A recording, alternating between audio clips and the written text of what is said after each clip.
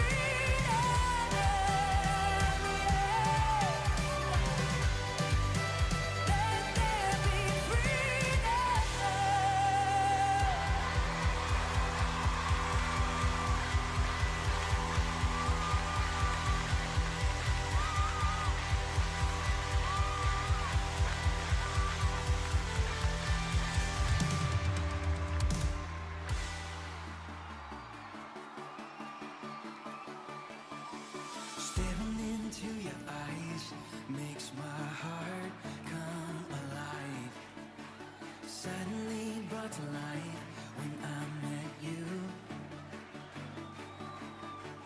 Reaching beyond the skies, running deep, stretching wide.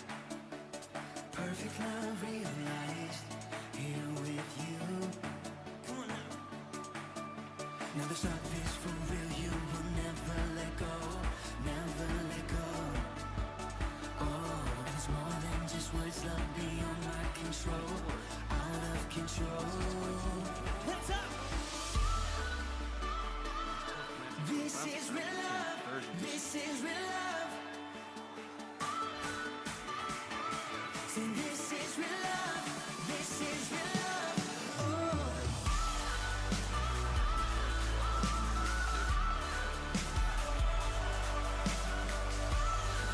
Towards the sun across return. Come on, let's say. You're pulling me closer and closer, holding my heart to the very end. Jesus, I'm found in your freedom. This is real love. This is real love. In your heart, I am found. I want you. I want you. You won't let me down. You got me. You got me.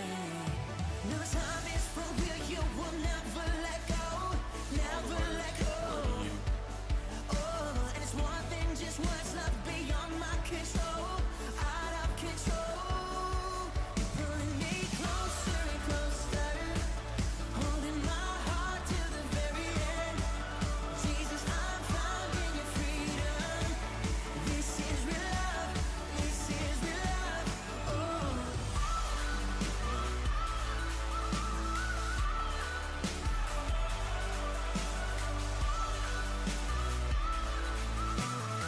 Come on, y'all. You're pulling me closer and closer, holding my heart to the very end. Jesus, I'm found in your freedom. So this is real love. This is real love. Oh.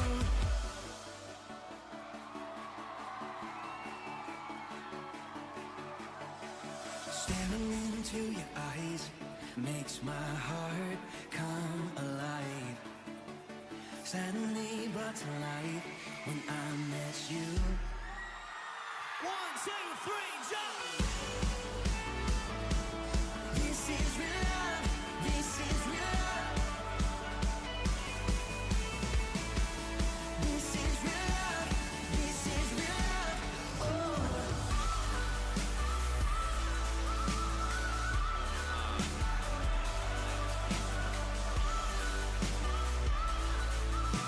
One more time, we say.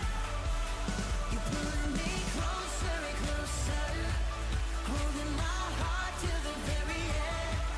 Jesus, I'm found in your freedom. This is real love. This is real love. This is real love.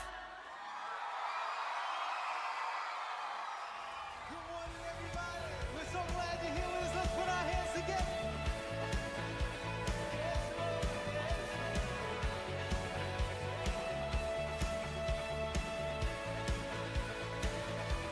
Let's sing this out.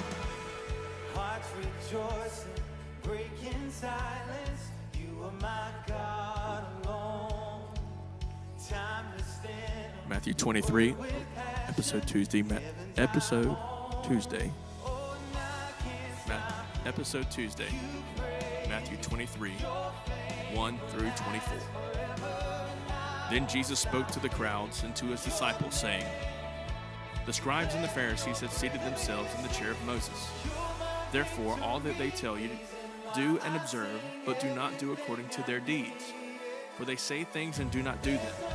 They tie up heavy burdens and lay them on men's shoulders, but they themselves are unwilling to move them with so much as a finger.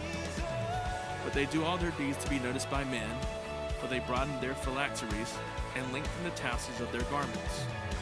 They love the place of honor at banquets and the chief seats in the synagogues, and respectful greetings in the marketplaces and being called rabbi by men. But do not be called rabbi, for one is your teacher, and you are all brothers. Do not call anyone on earth your father, for one is your Father, he who is in heaven. Do not be called leaders, for one is your leader, that is, Christ. But the greatest among you shall be your servant. Whoever exalts himself shall be humbled, and whoever humbles himself shall be exalted. But woe to you, scribes and Pharisees, hypocrites, because you shut off the kingdom of heaven from people. For you do not enter in yourselves, nor do you allow those who are entering in go with you.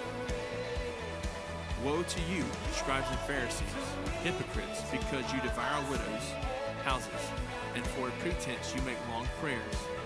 Therefore you will receive greater condemnation.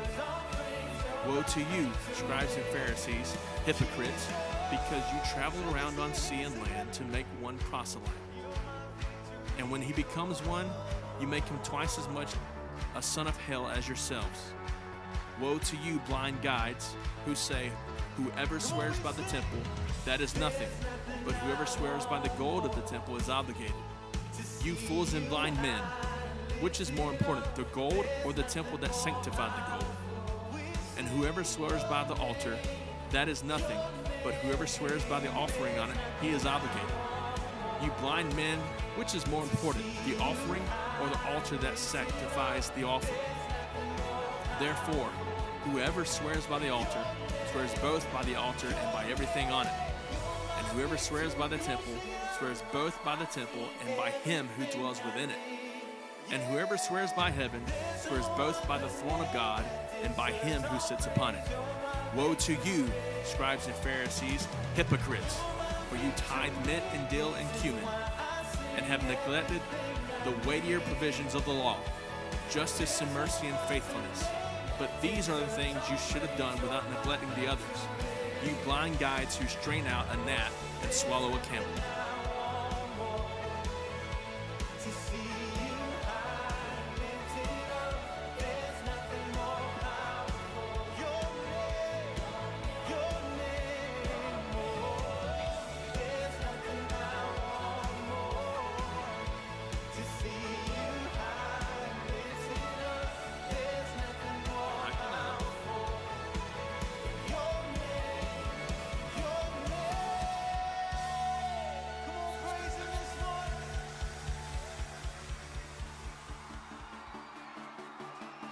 Episode Wednesday, Matthew 26, 14 through 16.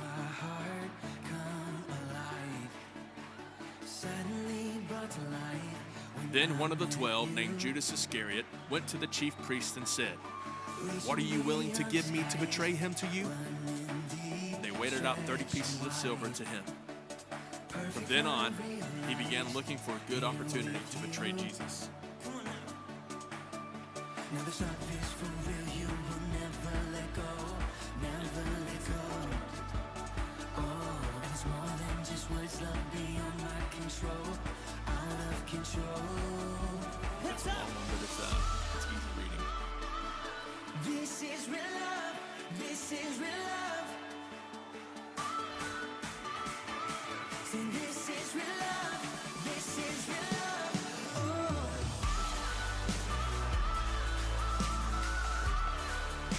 Episode Thursday, Matthew 26, 17 through 75. Now on the first day of unleavened bread, the disciples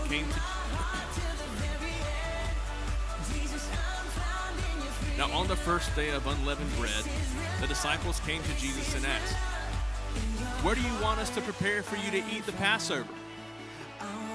And he said, "Go into a city to a certain man and say to him, 'The teacher says, my time is near. I am to keep the Passover at your house with my disciples.'" The disciples did as Jesus had directed them, and they prepared the Passover. Now when evening came, Jesus was reclining at the table with the 12 disciples. As they were eating, he said, "Truly I say to you that one of you will betray me." Being deeply grieved, they each one began to say to him, "Surely not I, Lord." He answered, "He who dipped his hand with me in the bowl is the one who will betray me. The Son of Man is to go, just as it is written of him. But woe to that man by whom the Son of Man is betrayed. It would have been good for that man if he had not been born. And Judas, who was betraying him, said, "Surely it is not I, Rabbi." Jesus said to him, "You've said it yourself." While they were eating, Jesus took some bread, and after a blessing, he broke it and gave it to the disciples and said, "Take, eat. This is my body." When he had taken a cup and given thanks, he gave it to them, saying, "Drink from it, all of you, for this is my blood of the covenant, which is poured out for many a forgiveness of sins. But I say to you, I will not drink of this fruit of the vine from now on until that day when I drink it new with you in my Father's kingdom." After singing a hymn, they went out to the Mount of Olives. Then Jesus said to them, "You will all fall away because of me this night, for it is written, I will strike down the shepherd, and the sheep of the flock shall be scattered. But after I have been raised, I will go ahead with you to Galilee." Peter said to him, "Even though all may fall away because of you, I will never fall away." Jesus said to him, "Truly I say to you that this very night, before a rooster crows, you will deny me 3 times. Peter said to him, "Even if I have to die with you, I will not deny you." All the disciples said the same thing too. Then Jesus came with them to a place called Gethsemane and said to his disciples, "Sit here while I go over there and pray." And he took with him Peter and the 2 sons of Zebedee and began to be grieved and distressed. Then he said to them, "My soul is deeply grieved to the point of death. Remain here and keep watch with me." And he went a little beyond them and fell on his face and prayed, saying, "My Father, if it is possible, let this cup pass from me. Yet not as I will, but as you will." And he came to the disciples and found them sleeping and said to Peter, "So you men cannot keep watch with me for 1 hour? Keep watching and praying that you may not enter into temptation. The spirit is willing, but the flesh is weak." He went again away a second time and prayed, saying, "My Father, if this cannot pass away unless I drink it, your will be done." Again he came and found them sleeping, for their eyes were heavy. And he left them again and went away and prayed a third time, saying the same thing once more. Then he came to the disciples and said to them, "Are you still sleeping and resting? Behold, the hour is at hand, and the Son of Man is being betrayed into the hands of sinners. Get up, let us be going. Behold, the one who betrays me is at hand." While he was speaking, behold, Judas, one of the 12, came up accompanied by a large crowd with swords and clubs, who came from the chief priests and elders of the people. Now he who was betraying him gave them a sign, saying, "Whomever I kiss, he is the one. Seize him." Immediately Judas went to Jesus and said, "Hail, Rabbi," and kissed him. And Jesus said to him, "Friend, do what you've come for." Then they came and laid hands on Jesus and seized him. And behold, one of those who were with Jesus reached out and drew his sword and struck the slave of the high priest and cut off his ear. Then Jesus said to him, "Put your sword back into its place. For all those who take up the sword shall perish by the sword. Or do you think that I cannot appeal to my Father, and he will at once put at my disposal more than 12 legions of angels?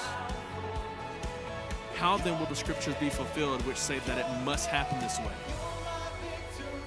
At that time Jesus said to the crowds, "Have you come out with swords and clubs to arrest me as you would against the robber? Every day I used to sit in the temple teaching, and you did not seize me. But all this has taken place to fulfill the scriptures of the prophets." And all the disciples left him and fled. Those who had seized Jesus led him away to Caiaphas, the high priest, where the scribes and the elders were gathered together. But Peter was following him at a distance as far as the courtyard of the high priest, and entered in and sat down with the officers to see the outcome. Now the chief priests and the whole council kept trying to obtain false testimony against Jesus, so that they might put him to death. They did not find any, even though many false witnesses came forward. But later on, two came forward and said, "This man stated, I am able to destroy the temple of God and to rebuild it in 3 days."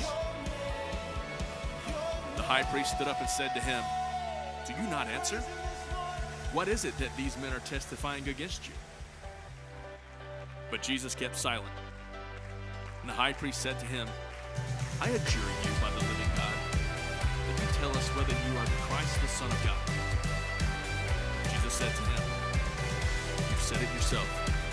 Nevertheless, I tell you, hereafter you will see the Son of Man sitting at the right hand of power." Shadows step out of the grave,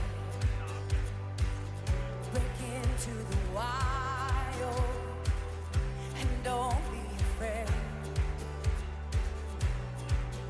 I didn't hear Run into wide I'll go open back to, spaces, graces waiting for it's you. now the chief priest. Dance like the weight has been lifted. 26:59. Graces. Now the chief priest and the whole council kept trying to obtain false testimony against Jesus so that they might put him to death. They did not find any, even though many false witnesses came forward, but later on two came forward and said, "This man stated, I am able to destroy the temple of God and to rebuild it in 3 days." The high priest stood up and said to him, "Do you not answer?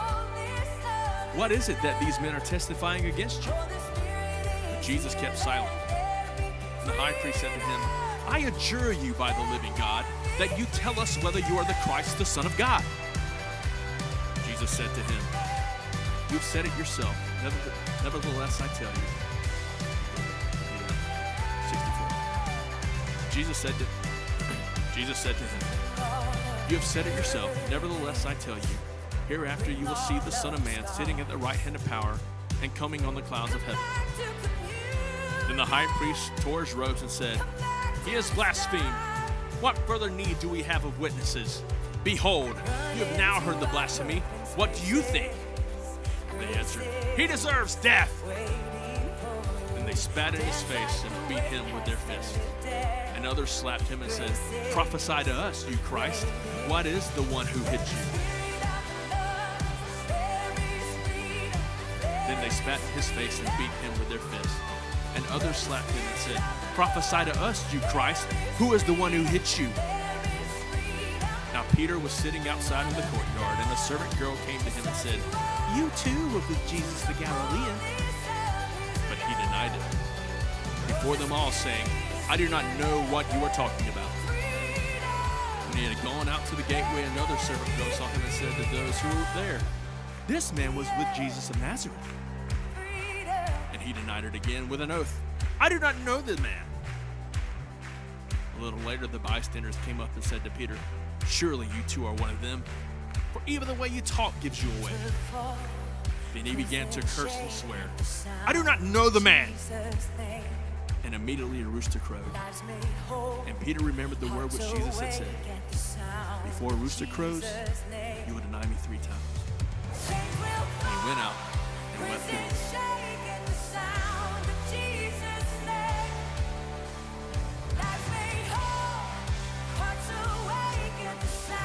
Friday, episode Friday, Matthew 27, 33 through 55.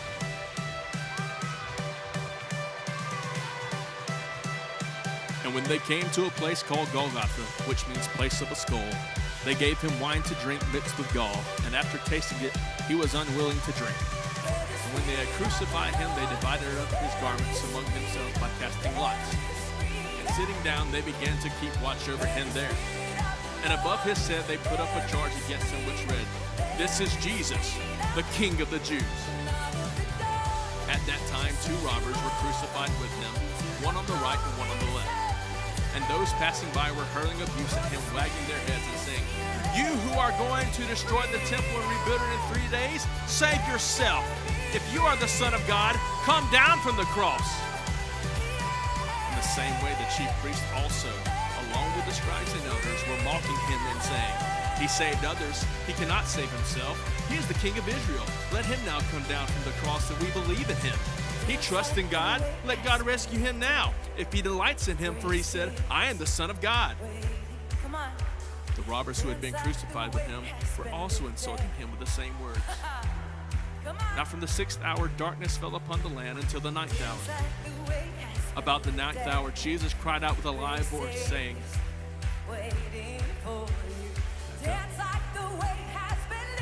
Now from the 6th hour, darkness fell upon all the land until the 9th hour.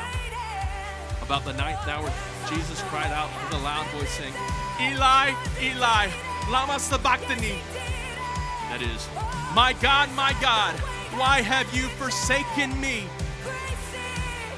And some of those who were standing there, when they heard it, began saying, This man is calling for Elijah. Immediately one of them ran, and taking a sponge, he filled it with sour wine and put it on a reed and gave him a drink. But the rest of them said, Let us see whether Elijah will come save him. And Jesus cried out again with a loud voice and yielded up his spirit. And behold, the veil of the temple was torn in two from top to bottom, and earth shook and the rocks split. The tombs were opened, and many bodies of the saints who had fallen asleep were raised. And coming out of the tombs after his resurrection, they entered the holy city and appeared to many. And coming out of the city, and coming out of the tombs after his resurrection, they entered the holy city and appeared to many. Now the centurion and those who were with him, keeping guard over Jesus, when they saw the earthquake and the things that were happening, became very frightened and said, Truly, this was the Son of God. Many women were there looking on from a distance, who had followed Jesus from Galilee while ministering to him.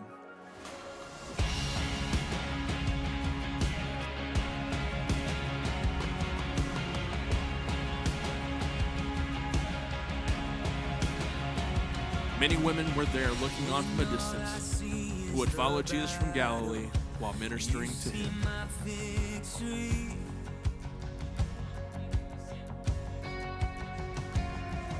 When all I see is the mountain, you see a mountain moved.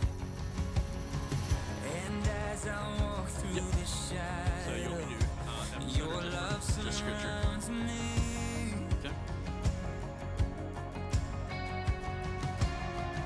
Matthew 21, 12 through 46.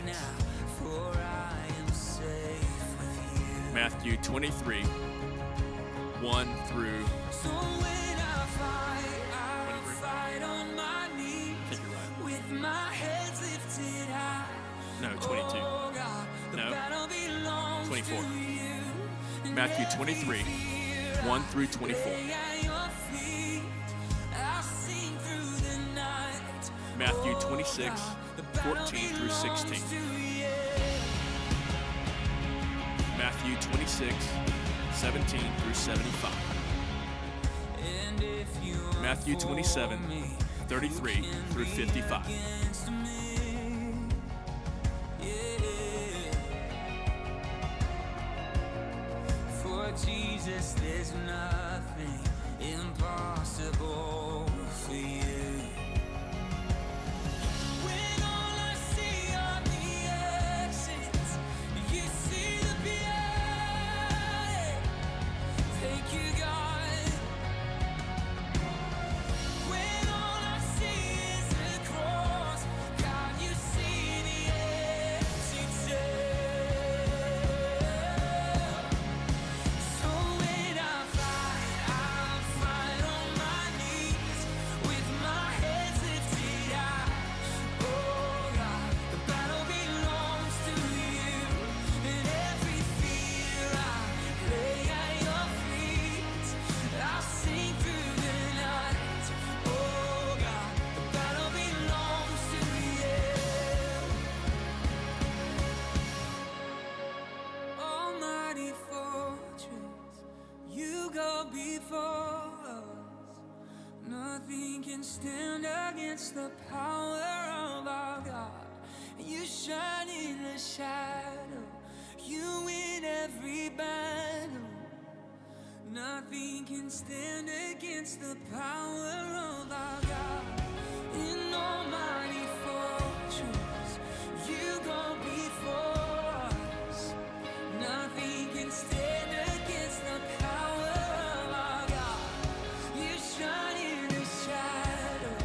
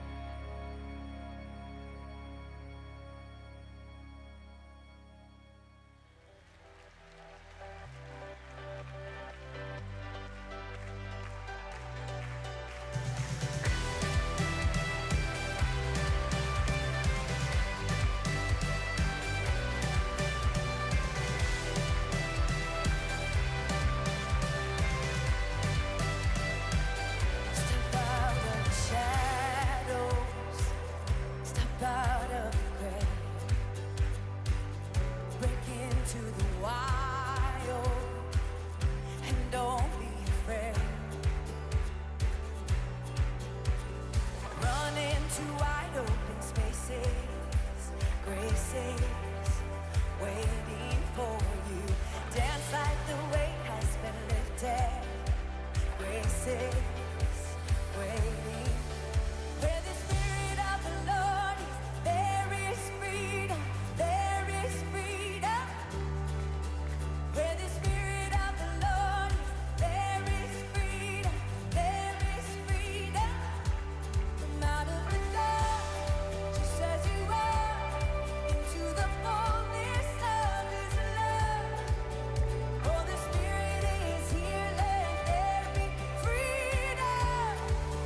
Let there be freedom.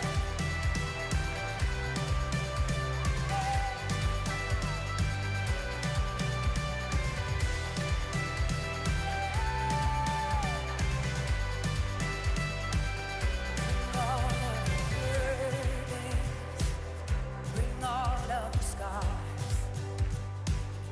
Come back to communion. Come back to the start. Run into wide open spaces. Grace is waiting for you. Dance like the weight has been lifted. Grace is waiting. Where the Spirit of the Lord is, there is freedom. There is freedom. Where the Spirit of the Lord is, there is freedom. There is freedom. Come out of the dark, just as you are, into the fullness of His love. Oh, the Spirit is here, let there be freedom. Let there be freedom. Yeah, freedom.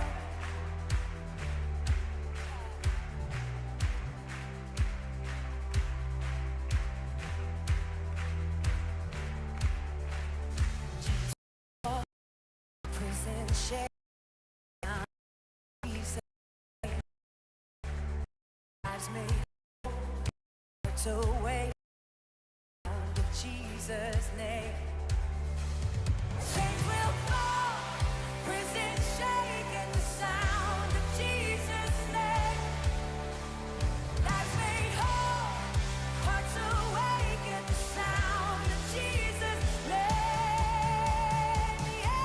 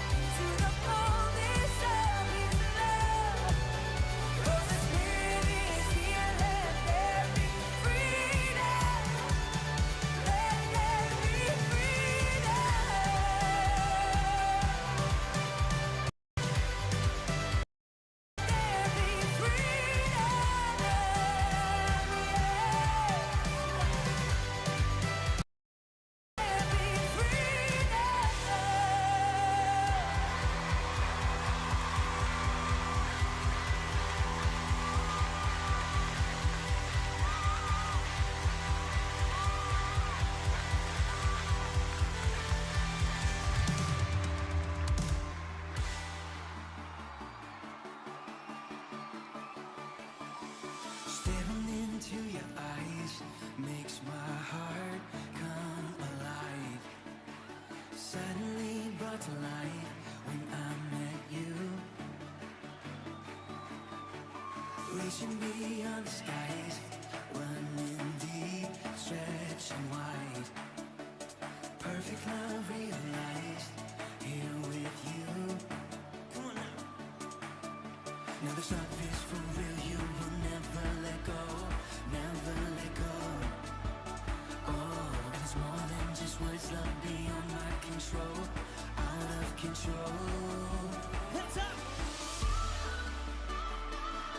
This is real love. This is real love. Say this is real love. This is real love. Oh.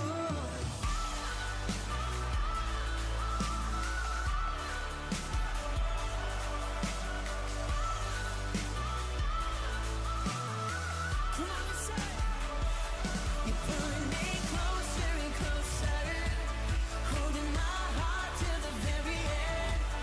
Jesus, I'm found in your freedom. This is real love. This is real love. In your heart, I'm found. I want you. I want you. You won't let me down. You got me. You got me. No time is for real. You will never let go. Never let go.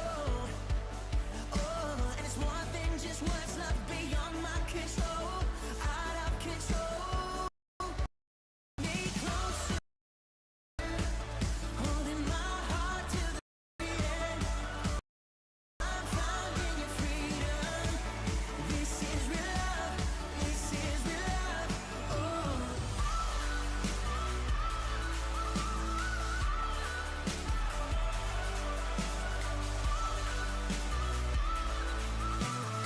Come on, y'all. You're pulling me closer and closer, holding my heart till the very end. Jesus, I'm found in your freedom. So this is real love. This is real love. Oh.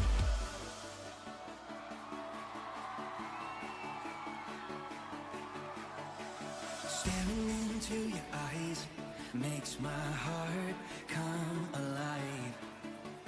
Suddenly brought to life when I met you. 1, 2, 3, jump! This is real love. This is Little real Hen love. got it all under control, y'all. Hen, what'd you do? This is real love. This is real love. Oh.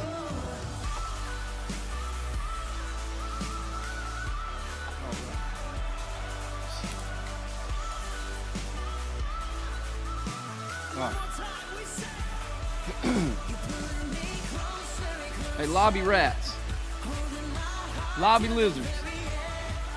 Jesus, I'm found in your freedom. This is real love. This is real love. This is real love.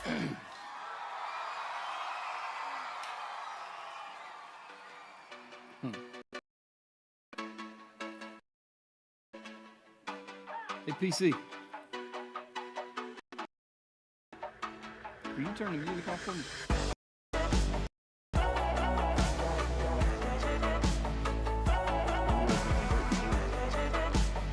Well, hello. How's everybody doing? Good, good, good to hear, good to hear. Thank y'all for coming in tonight and just talking, leadership and having some good fun. Thank you for always feeding us so well, man. You do a great job. You have a great ministry of meal.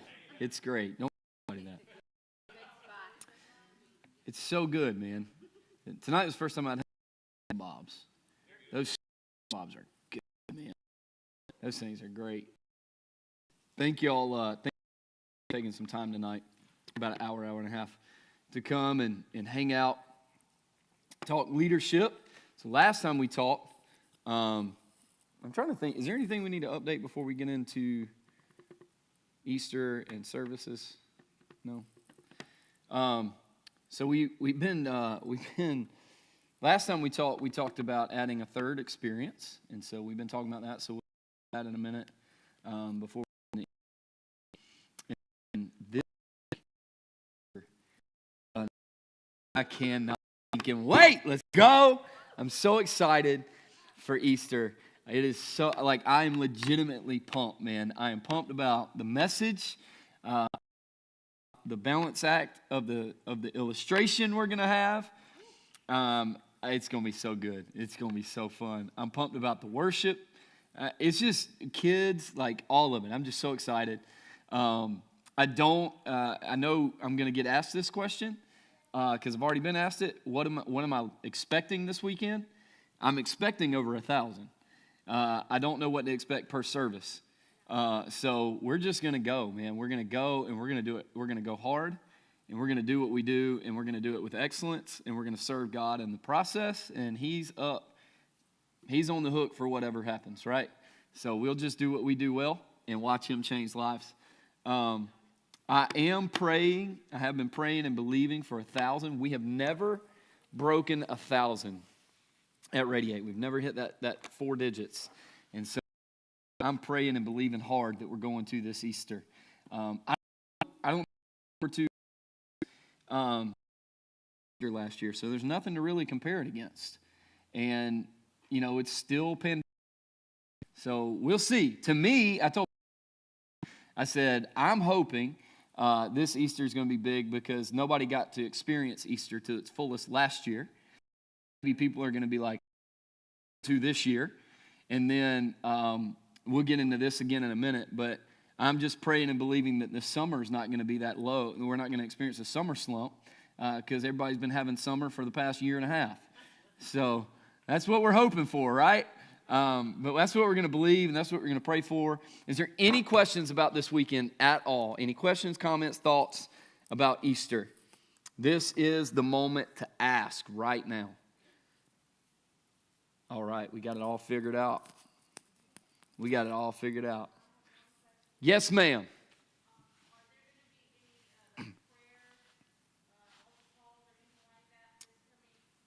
It's going to be salvation calls. Is going to be the big step this week. Yep. Like hand raised. Yep. It's going to be the same way with the clipboards and everything this week.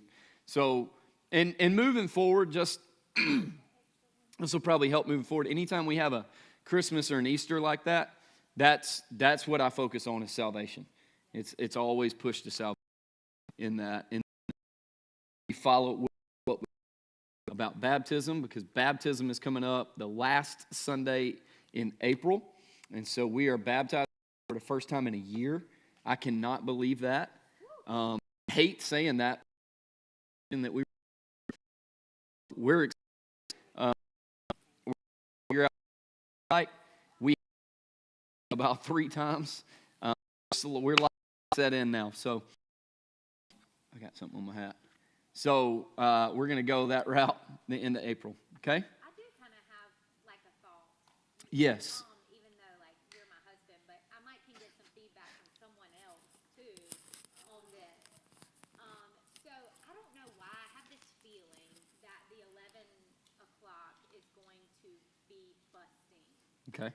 Like a lot of people I talk to that are coming from a little farther away, like that's the service they're coming to. They have lots of kids themselves. Like, ooh, like 20, I know, and so, The 11th. yeah. That gives us an idea. But I will tell you guys this too, carry that, Pastor Megan, is that I think because we removed registrations for a normal worship experience and brought it to Easter, some people are not. They're They're just like, I'm coming. So I don't think it's very reliable. But I can tell you percentage-wise what that looks like compared to everything else, and we can make some decisions. That's all. Yeah. And I will be honest too, and this is shame on me, I didn't realize we weren't registered. I'm sorry. I'll be real. I know we weren't, I wasn't in the planning of No, it's not that. In our promotion, we've put the link up, but we have not pushed. We haven't pushed it to do. Yeah, I just saw it on Facebook. Yeah. It's been on our paid advertisements and stuff, but that's about it. Because really for Easter, you can kind of figure your normal crowd's going to be here, so we're running right at 500. So you can go ahead and figure that plus on top. So of all people registered, it accounts for 28% of all registrants. Okay. So but that doesn't mean But that's anything. out of 4 experiences. Well, I guess my question is, like, the highest, I will just say elementary has gone is 33 kids. And I mean, I don't think we should go past that. So do y'all think that it's okay to hand them packets and say, like, we're sorry? You know, I understand if they have registered, and they say, well, we registered him or whatever, then we'll let him in, we'll figure it out. But, best case, you know, or I guess, is that the best thing to do? What is the best thing to do? Let Find a them way all to get them in a room. Okay. Find a way to get them in a room. Yeah. And I know I've that's- thought about taking, you know, a small group myself, but I guess I'll have like some team members equipped to be overflow for kids. We can never give the illusion that we do not have room. Ever. It may stress. I don't want to. It's a stress on our volunteers when I'm like, just keep pushing. I understand. And so that's what I'll do then. I think y'all help me. Well- Even on my perspective, like an overflow kind of. Yeah, do an overflow, yeah. Okay. It's just, that's why we're pushing the third service. We'll get into details about that because it frees that up. And I understand where you're at. It's just, you can't, on the biggest Sunday of the year, look at a family and say, we don't have room for you. Yeah. Yes. Yeah, we're going to get a lot of leniency on Easter Sunday. That's going to happen. So. If you can, why don't you tell us, like, what hangout do? Like, what are the kids of volunteers expected to do? That's good. So the first service that they come to, whether it's Saturday or Sunday, they attend their environment, and there is hangout all 3 services on Sunday. So if they come on Saturday night, there are different activities all 3 services on Sunday for hangout kids. So they'll be in there all 3 on Sunday. If they come on Saturday. Yeah. Cool. Well, not all of them come on Saturday. I mean, if they do come on Saturday, they will be in hangout all 3, and we kind of will separate preschool and elementary with different like rotations and things like that. But like if they come on 8 on Sunday, then they'll just be in hangout for 2 services. So they'll just jump in when they are here extra. I mean, do y'all know of people who are serving all 4 and bringing their kids? A lot that I've talked to have someone bringing their kids that are normally here, like all of them. So Mm-hmm. yeah. Yeah, you may be able to do something outside with the hangout kids and use that room. And I'll also tell like our team members that too on our page. how I know- hangout works. I know it's a transition and you got to get creative. I just think if we can have that mindset for another month, it'll push, Yeah. it'll open up space. And, I have that heart. Like Oh, I know. at all costs let them in. I just wanted to know if there was a better way. Is it a ratio thing? Is it that you need more people if the rooms are crowded, or is it just the space? so I told my brother today. This would be the one time out of the service that I would. So if you need me, you can. But I will deny it ever happened. Like, no, I was never back there. I don't know what you're talking My brother came in today and I told him, he was like, man, y'all got a big kid space. I was like, it looks that way till the kids get in there. I was like, it is big, and it's good, but we're blessed to have literally a third of our church is kids. That's a really, really, first of all, it's a really big percentage. There's mega churches that would kill for that. So that's great, but it's also a tension. It's not a problem. Here's how Pastor Daniel would tell me. It's not a problem to be solved. It's a tension to be managed. And that's all it is. So I love having those conversations. Thank you. Yeah. Jeff, you got any questions about traffic flow or parking? Y'all feeling good? Good. I know it's a lot of services in and out. I'm usually way better about time on holiday days. So I should be on time. Which I was pretty much on time this week. Yeah. Anybody else? Connect? Y'all feeling good? Yeah. Ushers? Good. Safety? Listen, I about pulled a Jesus out there and stood out there and said, peace, be still. Went back to the week before. I can do the same thing he did and not get the same results. It's so funny. All right, cool. So I'm excited. Let's get our invites out. I invited about 4 people today in addition to everything. Make sure you're sharing the social media stuff. Get it out there on that. Send text messages. Make phone calls. Personally invite people. Cool thing is we've been getting a lot of texts over the past couple of days of people texting our people, inviting themselves, asking. And so that's a really cool thing. And so help do that. Grab your invite cards before you leave. I don't know if they're still here or not. Are the Easter invite cards still here? Okay. We can figure out how to get you some. How about that? Yeah, if you need some more. I grabbed about 5 stacks on Sunday and replenished my stack. So I'm excited, man. I'm ready. It's going to be a gauntlet. So.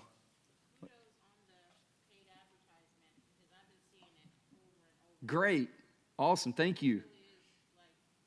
Good. Good. Awesome. That's good to know. I'm not on Facebook, and so I don't ever see it. That's good. Yeah. Good. That's what we want.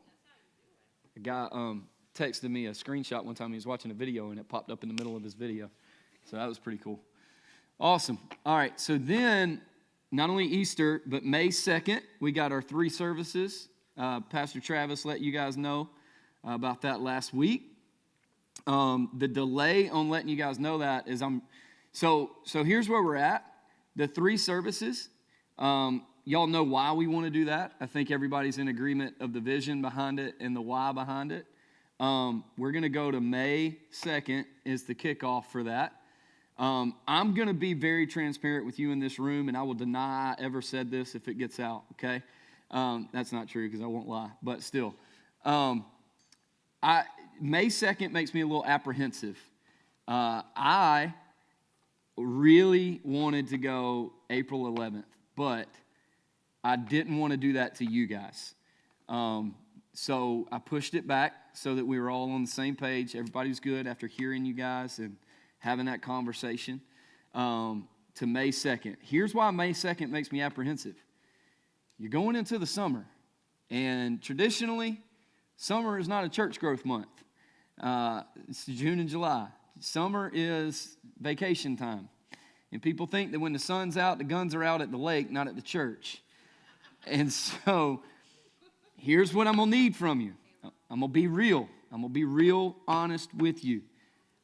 I need y'all to meet me in the middle with this thing. All right, so on May 2nd, here's what I'm talking about. We got to work together to grow that service and to keep a summer slump from taking place at Radiate Church. And just understand that it may take, y'all, this pollen's kicking my tail. That's why my voice is going in and out. It may take to August for that thing to really take hold and go. But we need to be ready when that time hits. But we need to bust our tails in June and July and treat it like it's an Easter Sunday and invite the mess out of people in June and July. to help with that. Now, the way I'm going to talk about the May 2nd is we need to make room at one of our most popular experiences. We're going to 8:30, 10, and 11:30. So I backed it up to 8:30, changing all the service times because I think that's the best way to just we got 4 weeks to pump it, right? So we're going to announce it April 11th. We might be are we announcing it this week? At Easter? Yeah. Okay, big announcement is on Easter. Sorry. I got about 17 things rolling through my head. On Easter Sunday is when we're going to let it go, and we're going to pump it for 4 weeks. So we should have plenty of time to let people in-house know service times are coming. We're going to record video, let people know there's something great going on at Radiate. Here's what we're going to do. But I need you guys to help me in the summer. Help me pump this thing. Help me push this thing. Help me get people here. I would love nothing more than to never experience a summer slump that everybody else is experiencing. I would love nothing more than to look at my friends and go, hey, we did something that y'all got to understand, every church growth expert would literally look at me and tell me, do not do this in May. Every single one of them. But I don't care because I don't think we can wait. We've got to get to a third service. We've got to free up room for what Megan's talking about right now for kids. We've got to. That's a short-term solution to whatever. So we've got to get to that. So the meet in the middle was May 2nd. I'm excited about it. I think it's going to be a great time. It's going to be a lot of fun. But I want you guys to help me throughout. Just keep pushing it, keep pushing it, keep pushing it, keep inviting social media, get your teams to invite. And then here's the other side of the coin. One of the reasons we had to back it up was because we weren't fully ready or equipped for a third service yet. Y'all just need to go ahead and get ready for one of two things to take place after the third service. A fourth service in the evening, or duplicate your team so we can send them to Florence and train the teams up there to get going, okay? That's like there's never a moment where we make a next step and we don't have a next step. Right. So we have to be adding to our teams individually, all right? We have to be equipping our teams individually, and we have to be ready for whatever. Because I may come to you, this is a real possibility. I'm just letting you know right now. I may come to you in August or September and go, hey, December, we're kicking a brand new campus in Florence. I need you to send 2 people from each team up there for 4 weeks to train them. Well, that means they're not here on this campus. That means you got to have somebody ready to take their place here and people strong enough that are going to get our culture up there. Does that make sense? So that's the next one. And then if this, when, not if, but when this third service grows to a capacity to where it feels good, and 10 and 11:30 are growing to their capacity to where it feels good, there's going to be another fourth service here. It's either going to be a fourth service or blow out walls that's going to take 6 months to build. And I'm okay with either one, but there's got to be solutions. So my point is, let's work together to get our teams where they need to be so that we can, and here's what that looks like. And y'all may have questions and we may need to talk about it like more in depth. This looks like y'all got to get out and invite people. Y'all got to recruit personally and go. I see him sitting in the third row, 4th seat every Sunday, and I know he don't serve. Let me ask him if he, it takes relationship. It takes, hey, what's your name? Who are you? Like, a few weeks of getting to know him and then ask him. So help me with that a little bit. So it's going to be grow in the summer, and we're going to do some things in the summer that are going to probably help with some of that. Like we've talked about bringing in a breakfast truck for that first 8:30 experience just to kick that. Build some, we're going to try to do some things that's going to conjure some stuff up. Like we're going to get creative. But I need not just you, but your team's help. And please hear me when I say this. I want to explain this. I'm not saying you personally and you only. I'm saying your team. Your team. Because the bigger we get, leaders don't lead to people, they lead through people. Leaders don't lead to, they lead through. So here's what that means. The bigger your team is, the more people we have in this room, the bigger your team ought to be. Okay? The bigger your team is, the more people you're going to have to lead through to get your team to do what needs to be done. And you become more of an overseer and less of a doer. Does that make sense? So that's how it's got, you got to start. So I want to challenge each of you to start thinking on that level, overseer versus doer. What does it look like to get you from somebody that does everything? I'm not saying you don't do anything. Y'all get what I'm saying, right? But what does it look like to you personally from overseeing to leading, all right? Anything on that real quick? On the third service or anything? I'm pumped, man. It's going to be so good. Yes, sir.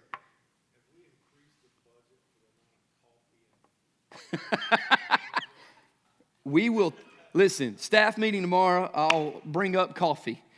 I will have coffee figured out. Yeah.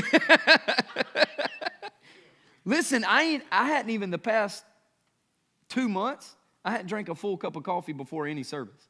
I still got coffee left over at the end of the 11 o'clock. So, huh? Have you been drinking energy? I know. It's water and half a cup of coffee. That's about it. Which is crazy. You're still going so strong. I know. Well, I'm going strong until I hit my recliner in the afternoons. And then I was going strong yesterday. Speaking of Florence, by the way, I went and spent some time with our Florence campus yesterday afternoon after church. We were there till about 8 or 9 o'clock. And y'all, there was about 40 or 50 people there with that Easter egg hunt and stuff. We're close. We're getting there. We're building some stuff. God's doing some amazing things. I'm not going to rush it. So my goal is by the end of this year to have that launch, but I'm not rushing it. I'm going to watch God. Remember what we talked about Sunday. I'm going to let God grow the roots. I'm going to let the sprout do what it needs to do, and we'll flourish when it's time. Yes, sir. Yeah. Is there an idea for like a campus there? Are we talking house or? We'll have a full camp. It'll be a full campus. We just don't know where yet. We're praying that in. I want a bingo hall that's right down the road. And but little old Miss Gladys won't let us in. She won't even return our phone calls anymore. I don't know, but she's so sweet on the phone, I can tell you that. So we're going to figure it out. There is a church that has a building on their property that is empty, that has they have talked about the possibility of us launching in that empty building on their property for a very affordable price. So that's a possibility. I got to get through some of my own head on that one. But that one's out there too. We do have some possibility. There's an empty Kmart out there. An old Kmart sitting out there empty. I just say we buy that and redo it and let's go. That's just me. It's right in the middle of town too. So, so as soon as we get a few $1 million to finish here and there. That's right. Let's pray it in. Come on. I can get old Jesse Duplantis to come preach, and he'll get us a few million. Jeff, you know who Jesse is? I saw you laugh as soon as I said that.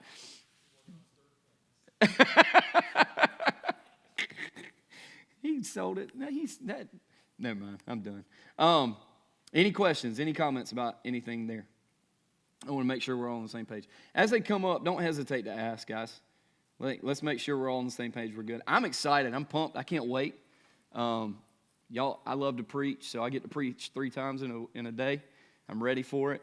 But it's going to take all of us working together, growing our teams, growing that service. So it's going to be good. All right. Sweet. All right. I love you guys too, but I'm going to erase this because I need the space. I love y'all. I want to talk to you for a few minutes. We got fancy around here. I want to talk to you for a few minutes about fill the gap.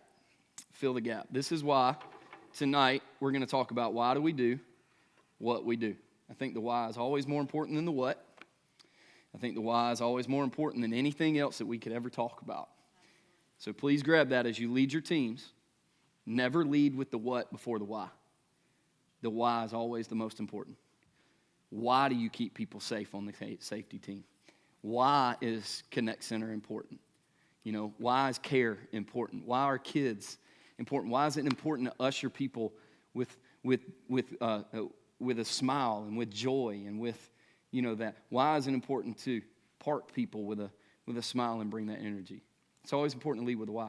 I want to talk to you about why tonight. So, Hey. I was going to say something you've said before that's very important too is when you tell your team no, always attach a why. Attach a why. So that because there have been times where in the past when we were leading, where people would say, well, why do we do the chairs like that? And they would say, well, because that's the way Pastor wants it. No. It got nothing to do with that. They did. Don't make me the bad guy. But we missed it. We missed it because we said, just fix the chairs like this. We didn't tell them why. Yeah. That it created certain spaces or, whatever. Every yes or no, every answer has to be attached to a why. Yeah. Every answer. Okay? So why did we just purchase a brand new tent for the front for the Connect Center? Because we wanted it to be so hard to miss. We wanted everybody to know that connecting at Radiate Church is a big deal. And the biggest way we can do that is we got to put up a 20-foot white tent with walls and windows and pictures out there and make it a daggum party. Because that's what it is. And so it's different. The why, the how is different for everybody. But the why really falls along the same line. So I want to talk about filling the gap. And I actually was going to teach this thing last month before the Ephesians 3:20, but I decided not to. And then I read an article today, and it made sense why. And I read an article today that broke my heart.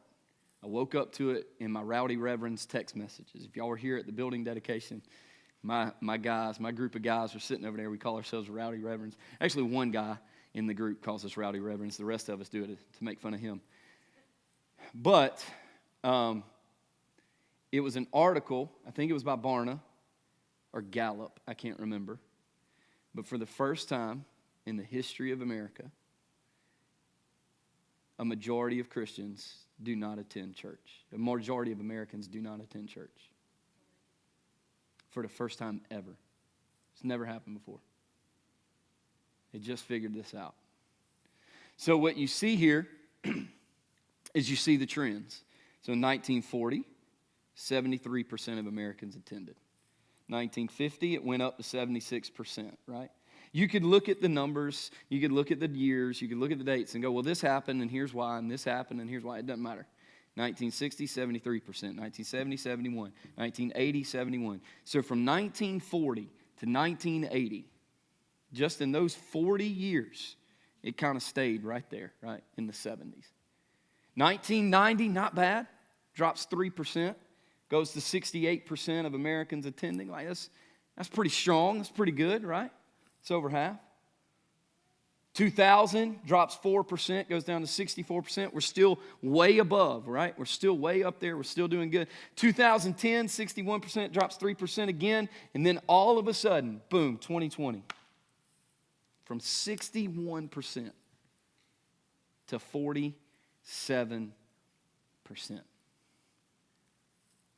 It drops from 1940 to 2020, 26%. That's crazy. That's a lot. That's a big drop. And it's easy, right? It'd be really easy for a church to go, well, yeah, bunch of hellions running around out there. You know, like, of course, I need Jesus. I think there's something else we got to figure out. I don't think we can just look at it and get mad about it. I think we got to actually study it. So let's study it a little bit, right?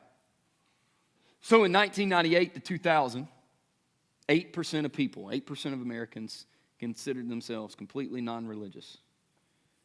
From 2008 to 2010, 13%. And just in the past 3 years, it's gone up from 13% to 21%. More people in religion.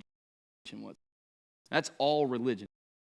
It's not just Christianity. That's all religions. It's crazy. Now watch this. This blew my mind. This one's talking about religious or Christians specifically. From 1998 to 2000, 73% of Christians attended church. In the past 3 years, only 60%. We've lost 13% of Christians in church in 3 years. What in the world is going on? That's a big deal. Now, here's what my dad would say, right? Or I don't know if my dad would, but a lot of people have told me before, well, it's your generation just doesn't care. It's partly true. Let's look at the generations. Watch this. Let's go to the oldest, baby boomers. From 1946 to 1964, they're 57 to 75 years old. 71.6 million of them on the earth, right? Here's where we're at. 58% of the church. Let's go to the next one. Generation X, right? 1965 to 1980.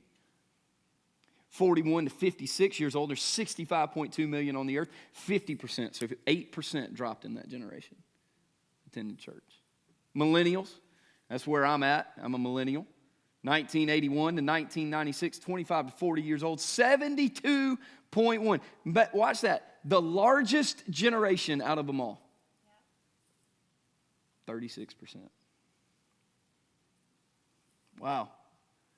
Somewhere between Gen X and millennials, let's say boomers and millennials, we lost almost 1% of people.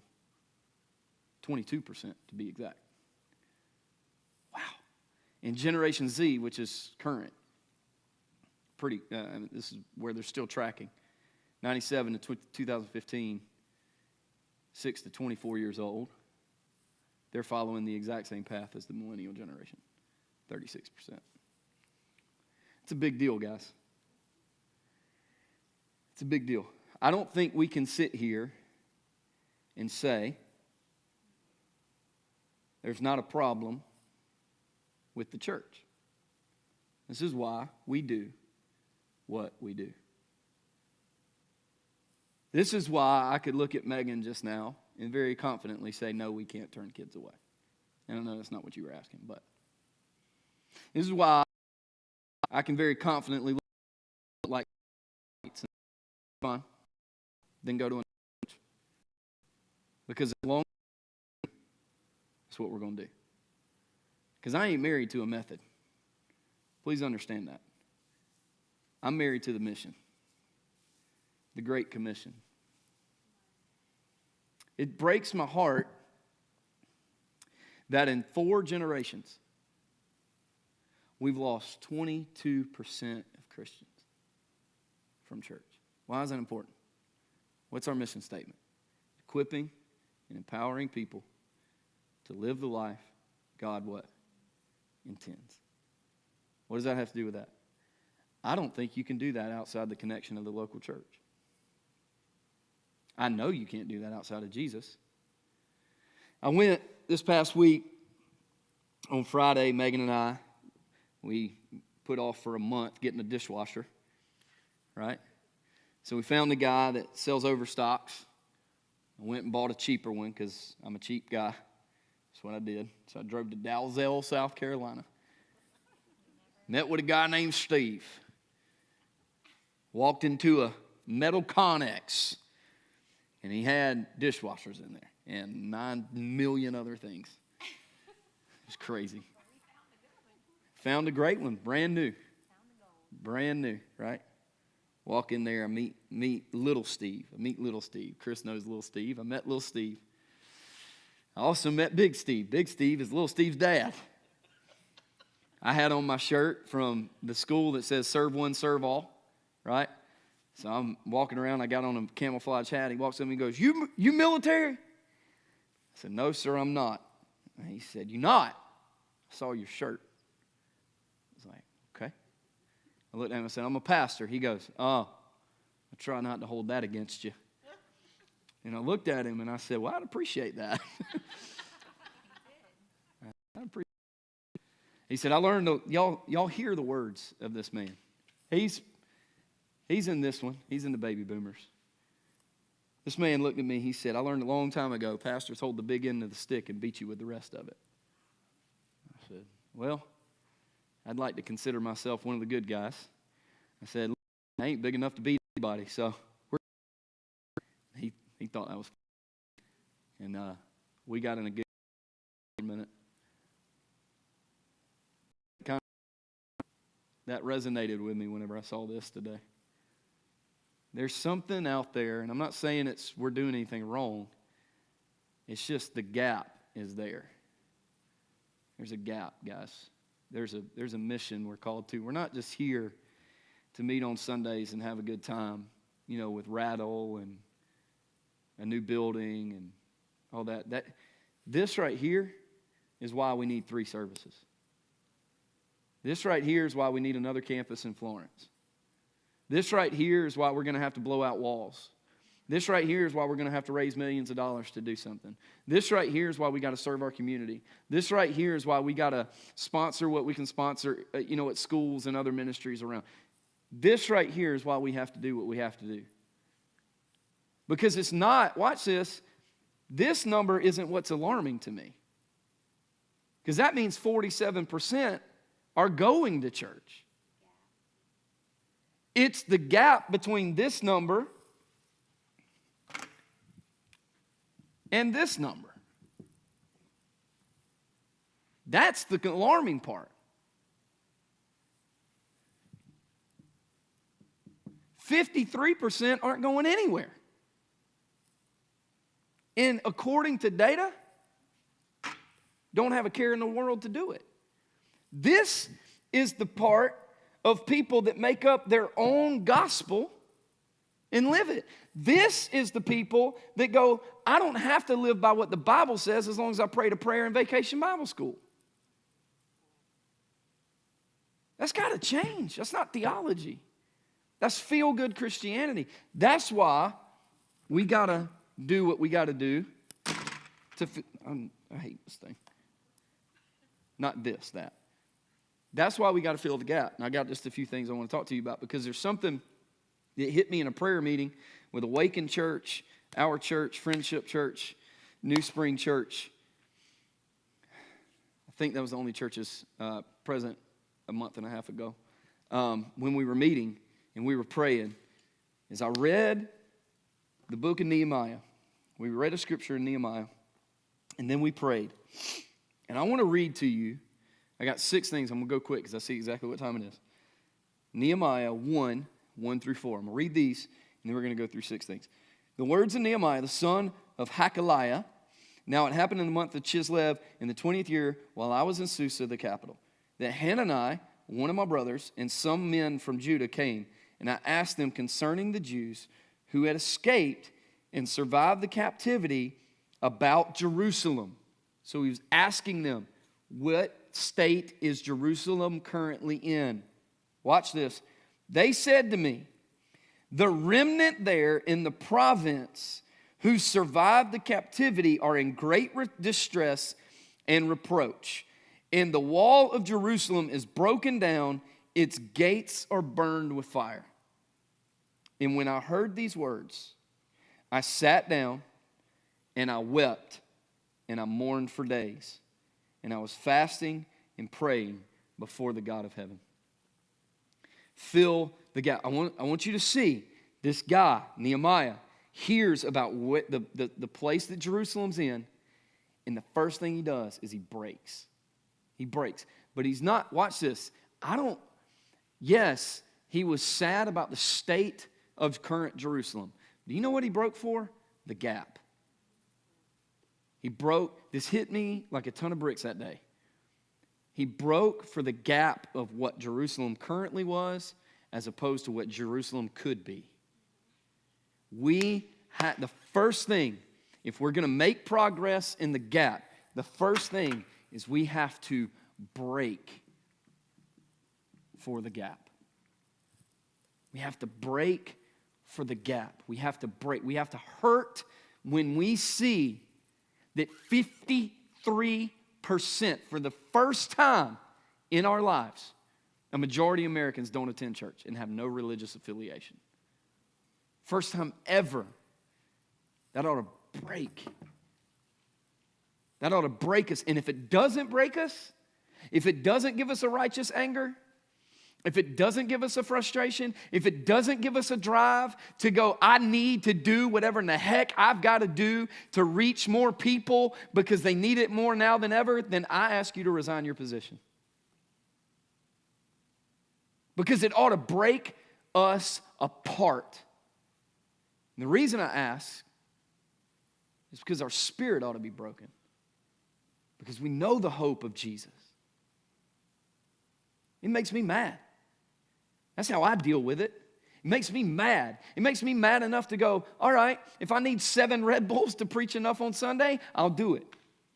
If I need a Saturday night and 3 Sunday morning, let's go. If I need to figure out a way to finagle what I need to finagle, if I got to build more classrooms, let's go. Let's go. Let's do what we got to do to reach more people.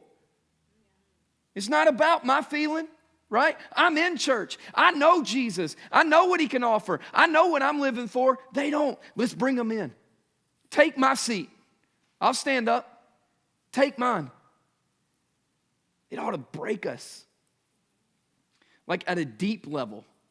It ought to hurt because the gap of what is versus the picture of what should be. People need hope. Hope's hard to come by right now, isn't it? It's so hard to come by right now. But we got eternal hope. And listen, I just need to say this because Pastor Travis and I talk about this all the time. People think hope is never going through anything bad. That ain't hope. That's a fairy tale. We ain't persecuted because we're asked to wear masks.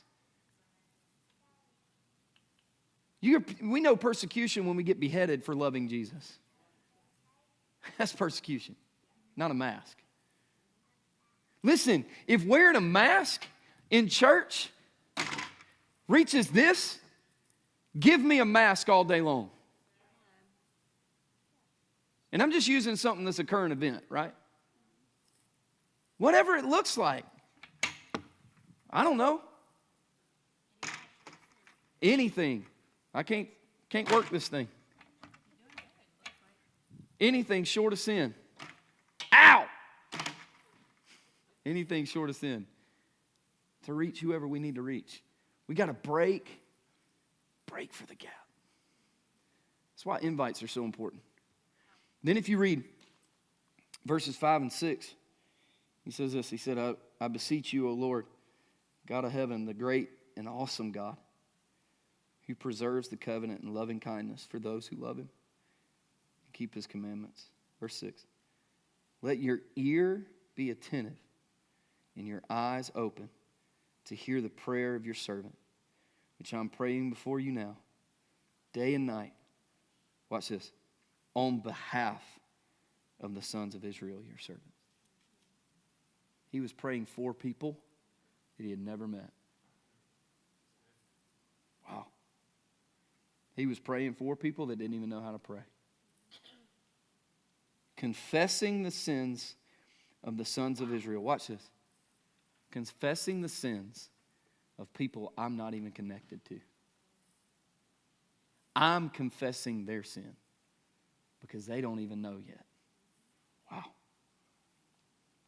Confessing the sins of the sons of Israel, which we have sinned against you.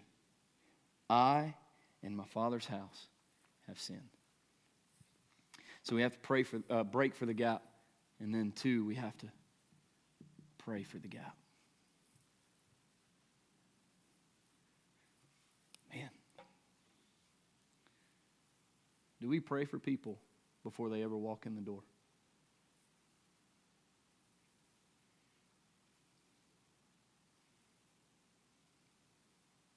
You know what? There's a lot of Sundays and a lot of days. I went through a situation today where I don't get to know everybody. I don't remember everybody's name, y'all. I got a lot of people's names to remember. They got one name to remember. I try. I see people in the store. I'll invite them to Radiate, and they're like, yeah, I've been coming for a month. Well, forgive me, I'm sorry. They laugh, you know. Think about that. And every time I pray for our church, I'm praying for them, and I don't even know their name. I want to know their name. Just sometimes it's hard. Are we praying for people before we even see their face? We don't know who's going to fill these chairs on Sunday. But what I do know is I can't save their life, but God can. I don't know what kids are going to be back there on Sunday. But I know the God that can change their life through us. I don't know what cars are going to pull up in that parking lot. But I know there's families that are going to step out of them that need a touch. I know there's a mom and a dad that's going to step out on Sunday out of their vehicle, and they won't say a word to each other on the way here. They'll walk in together. They won't say a word to each other on the way home. But God can restore it. That's what I know. We got to pray. Pray for the gap. Nehemiah was asking some big things in that prayer. What are we asking God for? God, just don't let the tent blow away this week. It's a legitimate prayer. But what if it was, God, let that tent be a magnet that people can't help but connect to what you're doing here? You know, what if it's instead of, God, just don't let us have any safety issues this week. No fire alarms, please. But our prayer is, God, bring us the hurting and let us help them without drama. Yeah, without drama. That'd be great. You know what I'm saying? What does that look like? The other thing we have to do is, and I'm not going to read all of it, but in Nehemiah 2, 1 through 8, I want to read verses 7 and 8. I encourage you to go read the whole 1 through 8, but 7 and 8 says this, and I said to the king, so Nehemiah has wept and cried to the point that the king noticed it. The king asked him what he wanted to do. Now he's responding. He told the king that he wanted to go rebuild Jerusalem. All this stuff's happening. Verse 7 and 8. And I said to the king, if it pleases the king, let letters be given to me for the governors of the provinces beyond the river, that they may allow me to pass through until I come to Judah or Jerusalem. And a letter to Asaph, the keeper of the king's forest, that he may give me, watch this, that he may give me timber to make beams for the gates of the fortress, which is by the temple, for the wall of the city, and for the house to which I will go. And the king granted them to me because the good hand of my God was on me. Watch this. This dude looked at the king and said, I need you to call in me because I got vision that the gates were burned down. He said, I need timber for the gates that aren't even there yet, that they don't even know I'm going to build. And I need you to use favor for that. Number 3, how did I word it on here? We need to, I'm going to use one of our core values. We need to go big or what? Go home. That dude straight up asked, King, give me stuff. Wow. He said, hey, if you're going to ask me what I need, I'm going to tell you what I need, right? And guess what? He got it. It says because the strong hand and favor of God was on his life, and I believe that, but I think, knowing, like how kings and people like that work, like if you study it, that king was probably like, dude, if you are bold enough to stand before the king and ask for that, you're going to do something. I got you. And God made it happen. Let's go big or go home. Go big or go home. That's what it looks like to grow a team. We go big. So what if you got 20 people on your team and you only need 7? You ready? You ready for the next level, baby? And if you stay ready, you ain't got to get ready. Come on, that's a good one. If you stay ready, you ain't got to get ready. What's it look like to shoot for the moon? What's it look like to go big or go home? What's it look like to have maximum success in your area? What's that look like? What's it look like to have the maximum team members, maximum resources, maximum spiritual maturity, maximum devotional time, maximum prayer time with your people? It ain't just showing up and telling them what to do. It's getting into their life and praying with them. What you need from me? How you doing? I noticed your attitude's been off lately. Let's talk about it. Not because you're offending me, because I want to help you because there's something going on. What's that look like? Let's go big or go home. The last one, Or not the last one, I got a few more. Nehemiah 3, I'm going quick. 1 through 3 says this. Then Eliashib, the high priest, arose with his brothers, the priests, and built the sheep gate. They consecrated it, hung it on its doors. They consecrated the wall to the Tower of the 100 and the Tower of Hananel. Next to him, the men of Jericho built, and next to them, Zachar, the son of Imri, built. Now the sons of Hassenaah built the fish gate. They laid its beams and hung its doors with its bolts and bars. What the heck am I talking about? Number 4, give specific roles. Everybody needs a specific role to play. If Tom Brady had never been given a position to play on a team leading up to the Patriots or the Buccaneers now, he may have never mastered the craft of being a quarterback because he was out of his role. He was a tight end instead of a quarterback.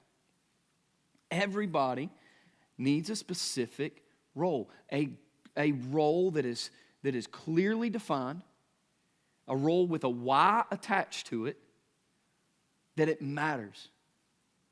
Like, hey, Wooten, I don't need you to just, your why is not just make sure the guys are doing what they're supposed to do. Your why? Care for them. Love those guys. Mosley, your goal? Do the same thing with Wooten. That's your why. I'm just saying stuff on the fly here. What's the why? Give them a why. Hey, Kevin, I need you to put out these signs because, man, we got guests coming in. They don't know what to do. They don't know where to turn. They don't know where to go. You're going to point them to Jesus today, man, just with a literal sign with an arrow on it. Give them a role. Give them a role. Hey, I need you to stand in the parking lot and hold this sign that says, smile, you're going to have a great day. Do you know why I need you to do that? Because somebody's getting out of their car that had a bad morning and their kids yelled at them and their husband's ticked off and stayed home in bed and they're upset and they ain't seen a smile in 6 days. And you're going to hold that sign and you're going to have a smile and they're going to get out of their car and go, my gosh, I can have a good day today. Let's go.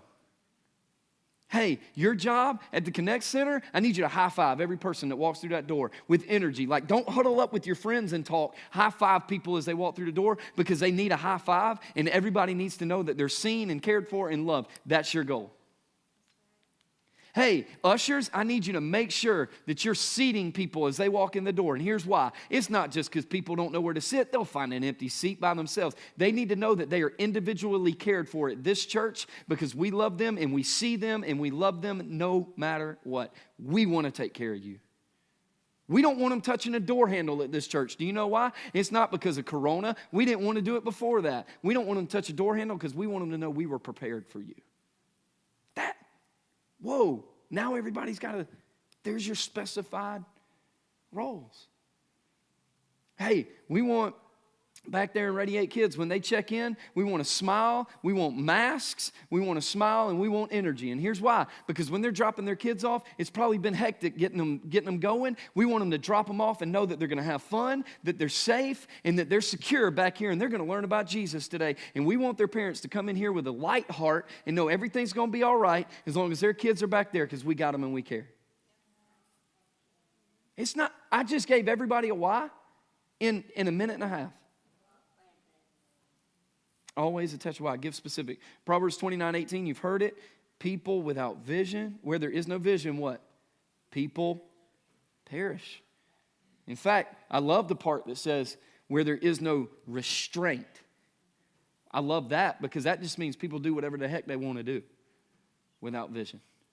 Give them vision. Give them specific roles. Make sure you're doing that, right? Nehemiah 6. Is this helping? All right, Nehemiah 6, 1 through 4. I'm going to go through these fast, I promise.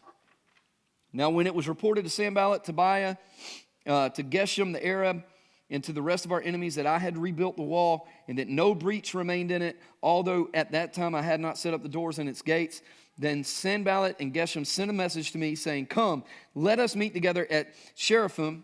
I don't know if I said that right. In the plan of Ono. Oh, no! but they were planning to harm me. So I sent messengers to them saying, I am doing a great work and I cannot come down. Why should the work stop while I leave it and come down to you? They sent messages to me 4 times in this manner, and I answered them in the exact same way. Number 5, maybe the most important, stay on the wall. Don't get off the wall. Don't get off the wall. I told Travis today about something. Pastor Travis. I told him today, we were talking. I was like, I'm tired of carrying everybody else's drama when I got other stuff I got to deal with. Don't come off the wall. If the enemy, and that was just a blanket statement about stuff. It wasn't anything specific. But the reality is, the enemy, if he can't destroy you, will distract you.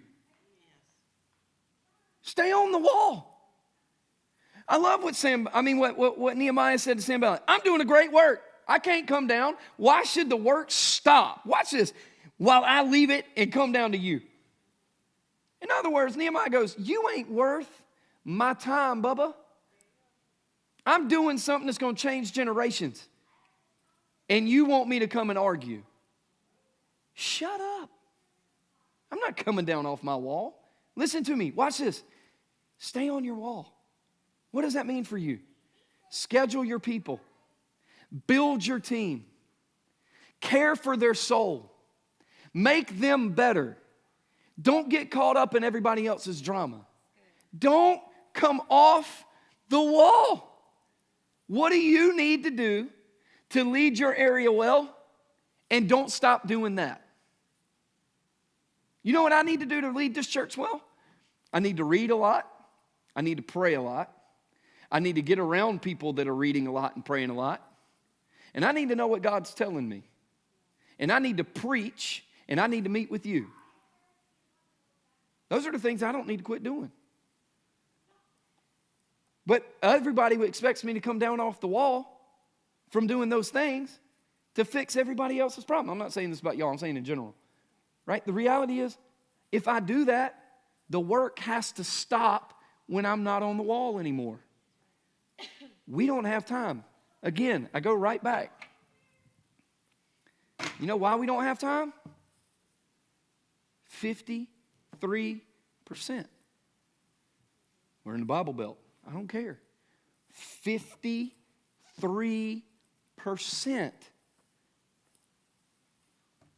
We don't have time to come down off the wall.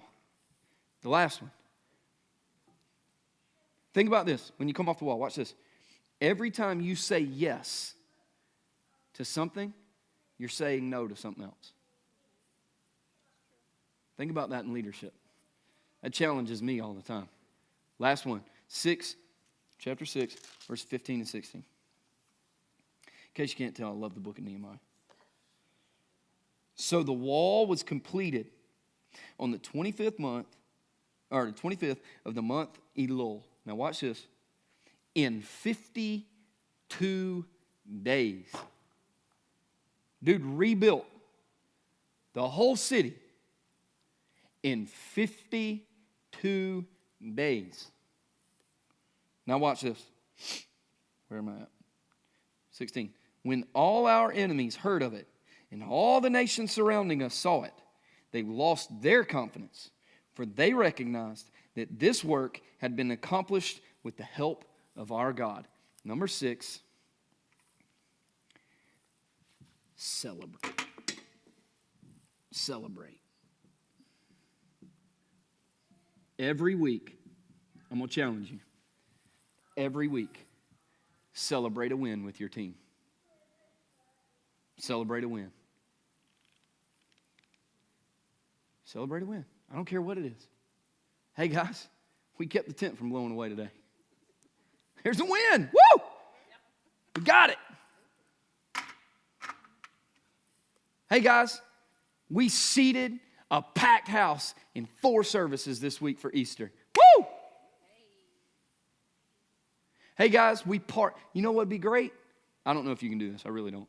It'd be awesome if you could count how many cars y'all parked this weekend And then go to your team and go, guys, we parked 600 cars this week. Like, that's crazy. Good job, man. You guys are crushing it. Always celebrate. At the end of this, Megan's going to be able to go to her team and go, hey, guys, we had 300 kids walk through our doors in 4 services this week. Let's go. Or whatever the number is. It's going to be at least that. You know what I'm saying? Like, celebrate something. Every week, I had, early on in the beginning of our church, I had somebody ask me, they said, we had 1 salvation this week. You want me to post that? I was like, heck yeah. We're celebrating. I don't care if it's 1 or 101. We're going to celebrate it. We're going to celebrate it. When we were growing the church and we were trying to grow, like get over 100, dude, I'd post how many people attended every week. Hey, we had 85 people this week. Hey, we were at 90 people this week. Hey, 105 this week. Let's go. It's not a lot, but we're going to celebrate something. What's celebrated is repeated. Celebrate the culture. Celebrate the wins. They were able to look and go, in 52 days, think about that. They rebuilt a whole city.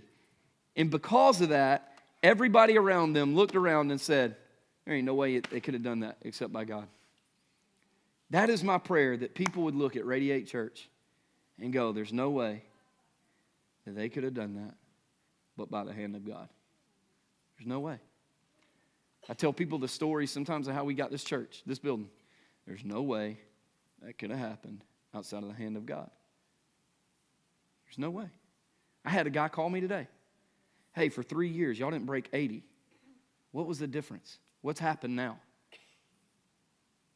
There's no way we could have done that because I can't give a formula, but by the hand of God. We haven't arrived. I ain't nowhere close to where I think God's got us going. But we're getting there. Good formula. And we'll get there. Yeah. I just think the only way to fill that gap right there that has no upward trend projected in it at all. I think the only way we can do that, I just like spinning it at this point, is just these 6 things. Other than that, I don't know. You know what the truth is? Logic says we may not hit 1,000 this week. All right. If we have 800, I'm going to celebrate the fire out of 800. You know, if we have 8:30 service for 2 months and there's 75 people that show up, I'm going to celebrate the fire out of 75 people. You know why we're going to make a big deal out of a 3rd service? It ain't just to convince people to come. You know why? Because we need a 3rd service. And it's nothing but by the hand of God that we've gone from, in November, 225 people on average, I think, to right at 500 now since November. It's the hand of God. Let's keep going. Why do we have to stop here? We don't. Does it make sense? Any thoughts? Comments? Good. You good, Shaniqua. You ain't got to do that. Yeah. Would you be willing to put the scriptures that you gave next to the point? Yep. No, you're good. You're absolutely.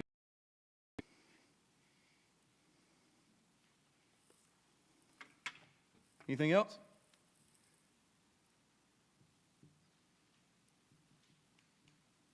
No? How's everybody feeling?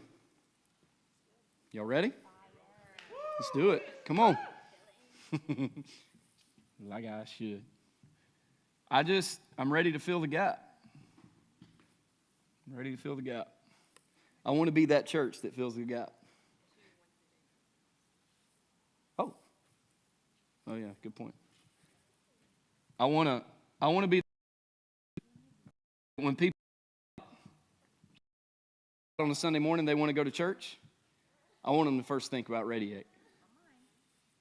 There's something going on there. There's something going on there. Make it hard to go to hell by making it easy to go to church. Come on. Let's go. Give me one.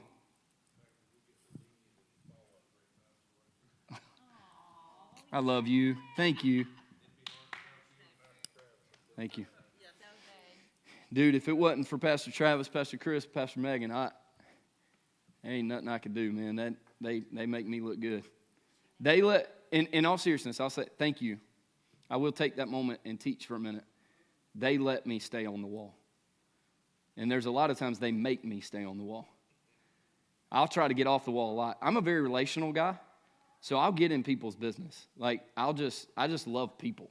I love talking. I love figuring things out. I love solving issues, right? And they'll look at me and be like, stop. This ain't for you. Yeah, it's get on the wall. That man right there deals. Listen, he's been dealing with contractors and AC guys and roofers and plumbers all day today. Well, I got to take phone calls and work on this tonight. Like, it's crazy, man. So it's you guys, it's them, and I'm just grateful. I'm grateful I get to do it. Thank you. I love what I get to do. Come on.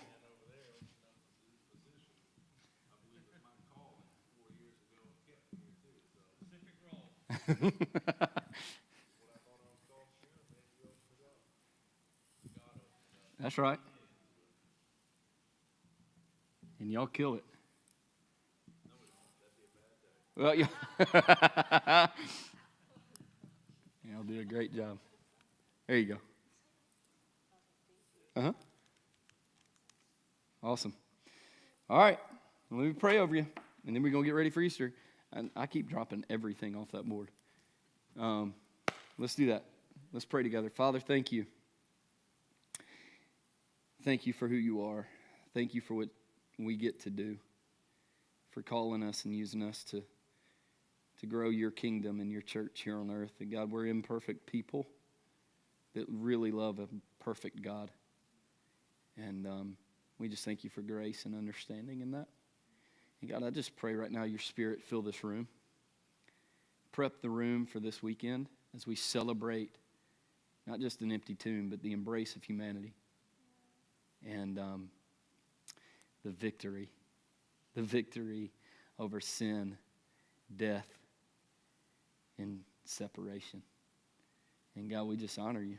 And I just pray, God, that you would blow our socks off with what's going to happen this Sunday, this Saturday. And God, I pray that you just blow our socks off with what you're going to do in this third service. And just blow us away. Help us get ready.